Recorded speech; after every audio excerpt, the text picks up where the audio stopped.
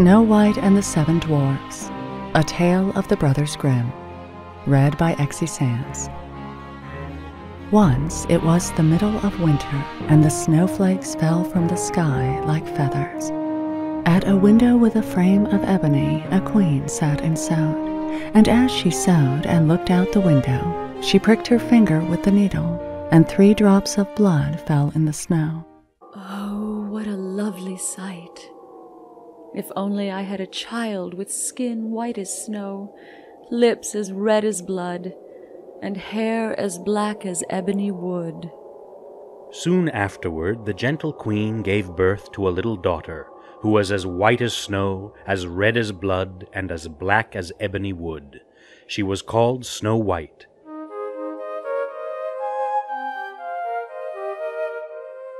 But alas, shortly after the little one arrived, the queen became ill. She could not get better, and soon she died, leaving the king devastated, and little Snow White without a mother. A year passed, and the king took for himself a new wife. The new queen was the most beautiful woman in all the land, and very proud of her beauty. She had a wonderful mirror, and when she stood in front of it and looked in it and said, "Mirror, mirror on the wall, who is the fairest of us all?" Mirror, mirror on the wall, who in this land is the fairest one of all?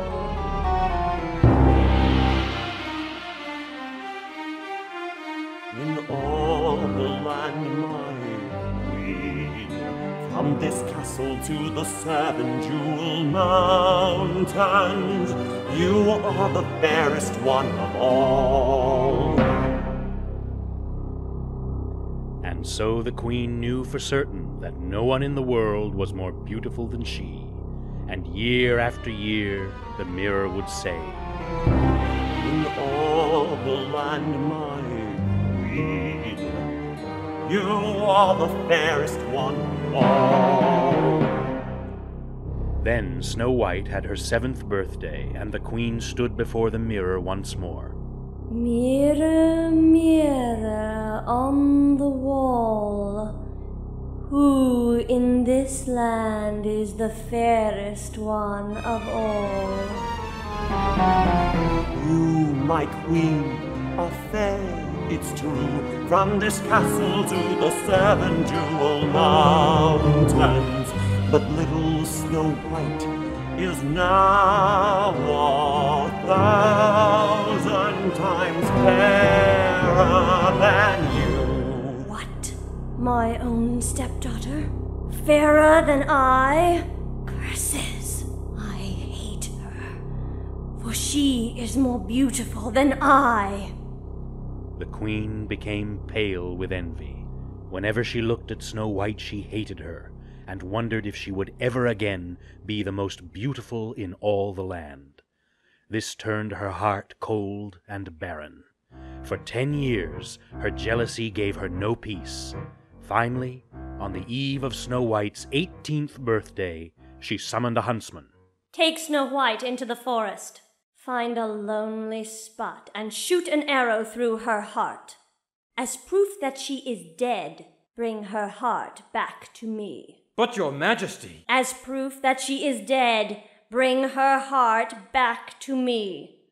I hunger for it. But Snow White is the beloved jewel of the kingdom. Silence! If you do not obey my command, you shall die. I will obey your majesty. The very next day, the huntsman took Snow White deep into the forest. The unsuspecting girl wandered into a clearing where she sang a delicate song while picking flowers. The huntsman stepped behind a tree and waited until Snow White turned her back to him. Then, raising an arrow to his bow and pulling it back to his open eye, he peered at the princess with as heavy a heart as he had ever felt. Many moments passed as his arm trembled. He could hold it no longer. With a heart-wrenching shout, he shot the arrow. It streaked through the air on its deadly flight and slammed loudly into a tree. Snow White cringed in terror. The huntsman had missed. Go, my child. You must run away and never return. The queen wants you dead, but I cannot do it. Go! Snow White ran into the forest. The huntsman killed a wild pig and cut out its heart. He took it back to the queen and made her believe it was the heart of Snow White. That night, the huntsman slipped out of the kingdom to hide in the forest, never to return. Meanwhile, Snow White was alone in the great forest as a storm filled the night sky with a howling wind. How could this happen to me? My stepmother wants me to die. The huntsman spared my life only to let me die in the forest. I am lost, and my world is gone. The time has come and passed. Now I'm on my own at last. Didn't think it'd be so hasty or so cruel. They didn't teach me banishment in school. Why did the huntsman draw his bow? Why did he miss and let me go? Why did my stepmom show me such disdain? Now it looks like it's going to rain.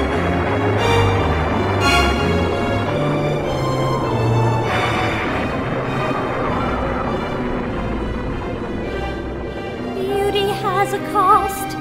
Look at the things I've lost. I'm a princess with no prince to share my throne. No home, no friends, and now I'm all alone. I've never been so free, but the dark is scaring me. Don't be scared, Snow White. I must go on in this forest by the 7 jewel mountains. I'll find a new light. I'll seek out the dawn, a new dawn. And there's dark clouds looming high, but behind them a clear sky might give me some hope that I can sustain. Though it looks like it's going to rain. She climbed over stones and crawled through thorns that slashed like the claws of terrible beasts. Everywhere she looked, danger appeared. Every way she turned seemed more frightening than the last. Rain drenched her in a tremendous downpour as the sky roared with thunder and lightning.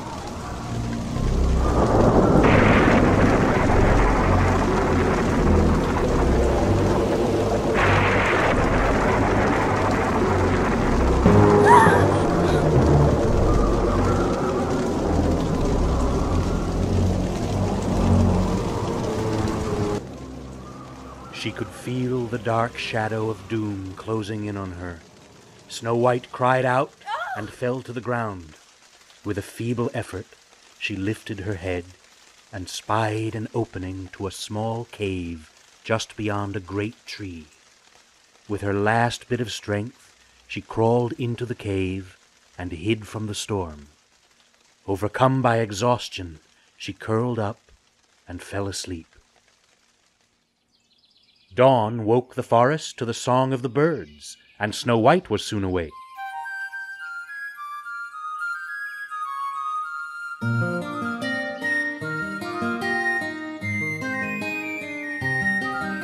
A whole world was stirring to life, and the young woman was glad to feel some of her fears slip away. She stepped out of the cave. Thick trees stood like a wall round her. As she moved between them, she stumbled upon a path. She walked along it full of hope until she came to a clearing. There stood a strange cottage with a tiny door, tiny windows, and a tiny chimney pot.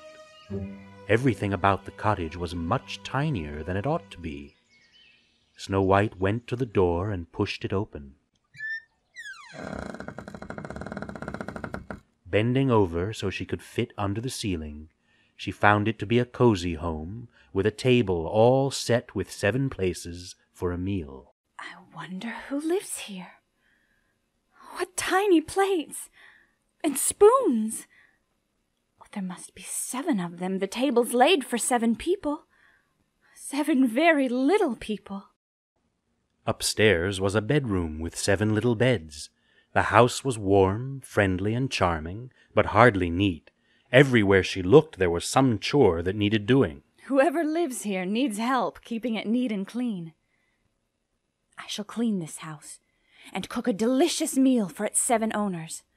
Then perhaps they'll let me stay here for a while. She set to work cleaning the cottage. With a delicate and happy touch, she worked until the house came to life. Pans were polished, floors swept and linen changed, cobwebs were brushed away, clothes hung in their closets, and windows were wiped clean as crystal water. Then there was the food. Snow White seasoned up a stew that simmered so deliciously through the house and into the forest that even the most timid animals came close to the tiny cottage.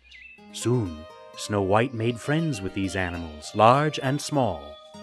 The clearing around the cottage was filled with the sounds of birds, squirrels, rabbits, frogs, deer, and the tiny mice that live in holes near the banks of streams. Little by little, Snow White felt less alone. As she looked around the cottage, admiring her work, her eyelids felt heavy, and she thought how nice it would be to take a small nap before the tiny people returned. I'll just sleep for a few moments, so I'll be better company when I meet them. So she climbed the stairs to the bedroom, lay across several tiny beds, and drifted off to sleep. Some distance from the clearing round the cottage, about an hour's march through the trees, lay the 7 Jewel Mountains. Deep inside these mountains was a diamond mine. Inside this mine were 7 hard-working, jolly little dwarfs who toiled each day digging for diamonds. These 7 dwarfs lived in the cottage where Snow White slept. They took great pride in their work and great pleasure in each other's company. Swing your pick and crack that rock. Look inside and what do you got?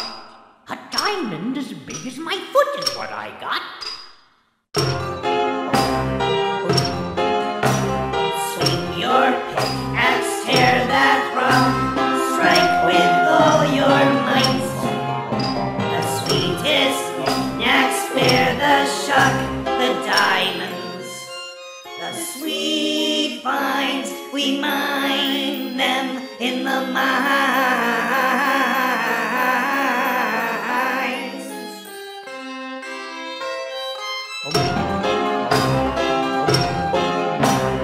Cram your barrel, stuff your bag, pack the gems in tight.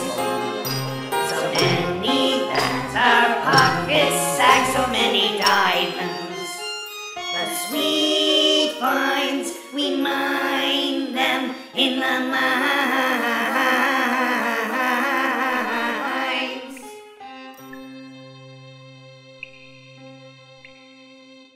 As the day was coming to an end, the long march home had to be started. Carrying their pickaxes and shovels, they made their way, as they had 1,000 times before, through the forest and back to their home. Lift your feet, men. Keep in line.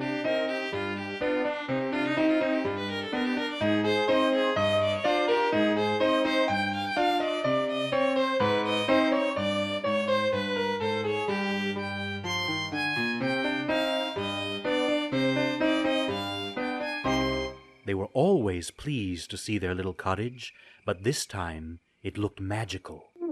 Candlelight gently shimmered through the windows. The chimney spewed a calm stream of smoke, and the smell of a simmering stew put them into a trance. They stood in the clearing with their mouths wide open, not sure whether to be frightened or pleased. What's happened to our home? It's never, ever looked like this before. And what is that delicious smell? Careful, men. It could be a trap. Only one way to find out. So slowly but surely they crept toward the house. They opened the door, and could not believe their eyes. The cottage gleamed. Everything was exactly where it should be. A place for everything, and everything in its place. As they gingerly explored each corner of the cottage, the littlest one found his way up to the bedroom. He bolted out, barely able to contain himself, and waved frantically to the rest of them. Come here, come look! Someone's asleep in our beds! The 7 dwarves fetched their 7 candles, and all came running. They took one look at the sleeping Snow White, and cried out with amazement. Oh me, oh my! She is as lovely as can be. Well, let's wake her up and find out what she's up to. No, let her sleep. She's earned it. So, patiently and with great reverence, they all sat around and watched her sleep, amazed and touched by her gentle beauty.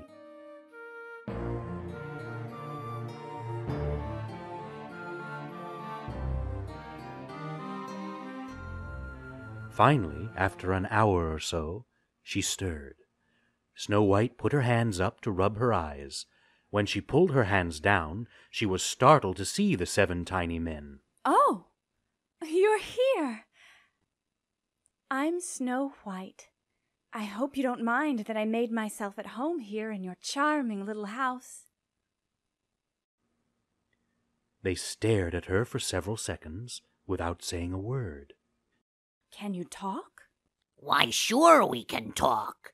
And may we ask how you made our home so bright? And where's the dirt I got on the floor last year? And what about the twigs in my pillow? Where's the pie I hid behind the cupboard? They spent the night asking all their questions. Snow White told them how the queen had tried to kill her, and how the huntsman had spared her life. The dwarves pitied her, shocked that anyone could even think of trying to kill such a sweet and beautiful girl. You may stay here as long as you like. As long as ever you like, and longer too. Our house is your house. And your house is this house, the whole house, and all the pots and pans and curtains too. Each day, while we work in the mines, you can work here at the house. It has never looked this wonderful. Not ever. Does that suit you? Oh, but of course. That is a wonderful idea. I shall make it a perfect house. You'll be alone in the house each day when we're gone. Do not let anyone come in. There will be no one to save you. I won't let a soul inside. I promise. The next morning, the 7 dwarves said goodbye to Snow White and marched off to the diamond mines for a hard day's work.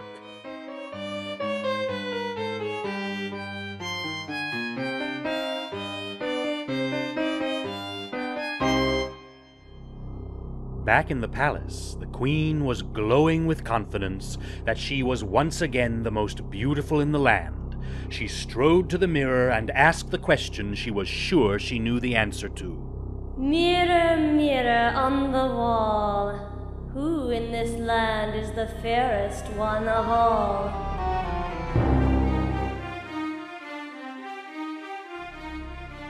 Deep in the forest, in a cottage owned by 7 little dwarfs, in the shadow of the 7 jewel mountains, little Snow White is still 1,000 times fairer than you. Slowly, the mirror's words seeped into her brain, and with each passing second, the queen's blood boiled hotter and her rage grew deeper. Get me the huntsman! Get him for me now! The servants scurried off to do their queen's bidding, while she grabbed the box which supposedly contained Snow White's heart. She looked at it carefully. This is the heart of a pig, not Snow White. Where is the huntsman? Gone, Your Majesty. No one has seen him since he took the princess into the forest. The huntsman has betrayed me. Get out! Leave me alone! For the queen there would be no peace. She would not rest until once more the mirror declared her the most beautiful woman in all the land. Snow White will die if it costs me my own life. At last she thought of what to do. She disguised herself as an old peddler woman and painted her face so that no one would recognize her. Then she went into her most secret room, deep in the caverns beneath the castle.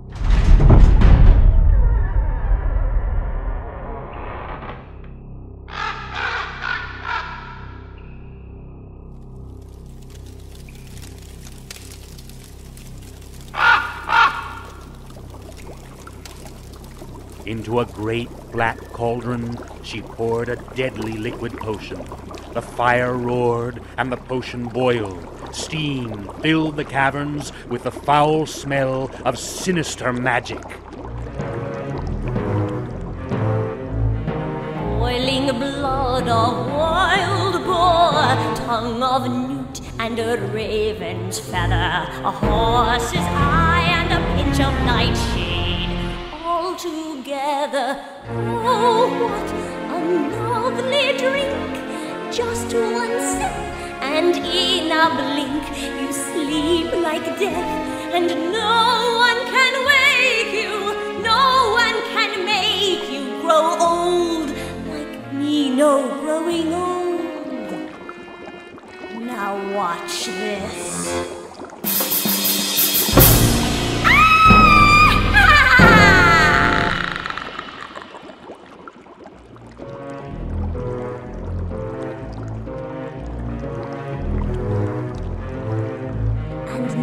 An innocent apple red, laced with my poison, ready to eat, I'll bring and give to little Snow White, and she will sleep forever.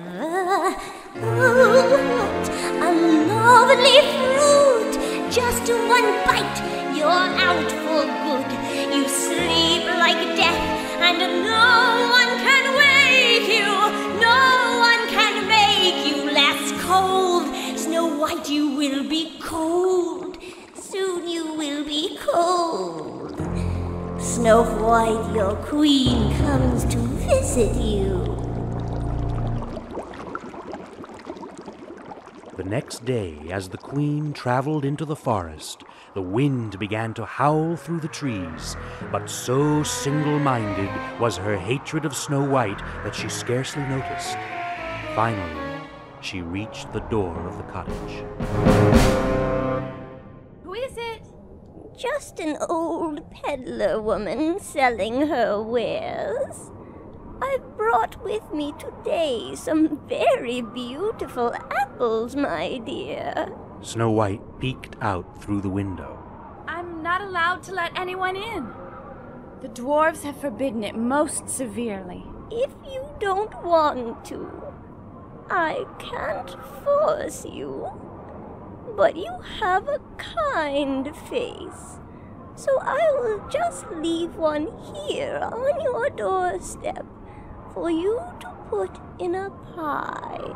Dear old woman, I can't accept anything. The dwarves don't want me to. But Snow White saw the old peddler woman walking away toward the trees. The unsuspecting girl threw open the door and picked up the shiny red apple. Oh, thank you kindly, dear old woman. I will gladly accept your sweet offer. It is nothing but my pleasure, dear. What a lovely apple it is. And Snow White bit into the poison apple. She barely had the bite in her mouth when she fell to the ground in a sleep of death. The queen was beside herself with glee, cackling like a witch and gloating over the sweet girl's body. More beautiful than I? Ha! Now who is the fairest in all the land? And with the poor girl dead on the ground, the queen headed back to her castle. But now she began to notice the building storm. Louder and louder did the winds howl, and the thunder and lightning crackle.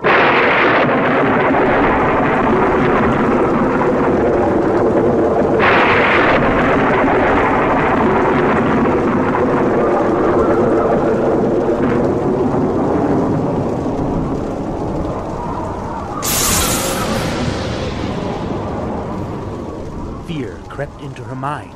As it became harder to follow the path out of the forest, she began to run in a frenzy, thrashing her way through branches and thorns. By the flashes of lightning, someone was watching. High atop a stone mountain, the huntsman had made his hideaway. He spied the queen as she ran through the forest below. Now, frightened beyond her wits, she ran, hoping to find her way back to the castle. The huntsman saw her every step. The thunder roared, the rain was a blanket of water. A lightning bolt flashed, and the queen saw the huntsman against the sky. She watched in terror as he drew back his bowstring and aimed. With a feather touch, the huntsman released his arrow. It streaked on a deadly path right into the heart of the evil queen. She dropped dead on the spot. The huntsman, rain pouring from his brow, stood still on the mountain, staring silently at his prey.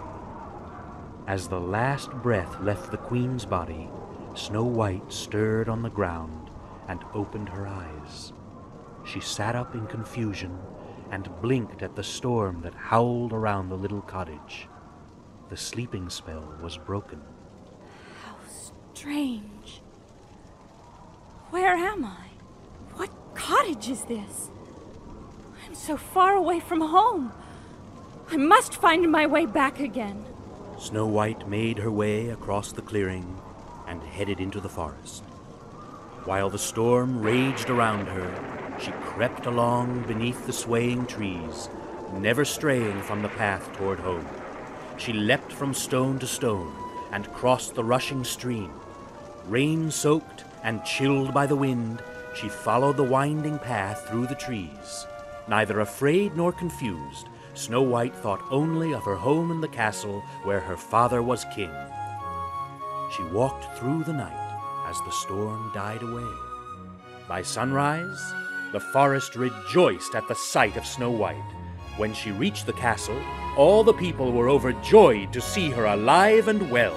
A great feast was declared in celebration, and all the kingdom turned out to sing and dance for an entire day. The huntsman came down from his mountain hideaway and returned to the castle. The king, after hearing the story of how he killed the evil queen, made him his royal huntsman. The story of Snow White's adventure traveled far across the land, until a handsome prince heard it and set out on his horse to meet her. When he arrived at the castle, Snow White took one look at him and kissed him. They loved each other in an instant, and the prince asked Snow White to marry him.